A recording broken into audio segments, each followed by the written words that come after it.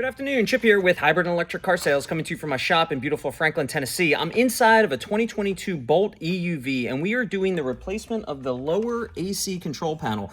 And the reason I'm making this video is because I could not find any videos on how to remove this top part of the dash. Austin's working on this right now, and what I'm going to do is I'm going to show you. Let me turn this around. So in order to replace this lower AC unit, you have to remove this entire trim thing, and we were struggling with it to figure it out. We couldn't find anything online, and the trick is let's rotate this up. There are two screws right there. You see those screw holes that you have to get from inside the glove box. So I had to put my hand up in the glove box with this small little 7mm wrench, wherever it is, this thing, and we are able to remove the two bolts through the upper glove box and out, and then this came perfectly off. So it's really hard to understand, but like I said, you got those two screw holes there, and then it just pops out. And that was a little difficult to figure out, and then it's just two bolts that hold in the lower AC unit. But that is how you replace the screen, that's how you replace the lower AC unit, and I'm sure that's how you get to a bunch of other stuff that's back here. So if you need some help replacing the dash or the AC control panel in your Bolt EUV, this is how you get it done. So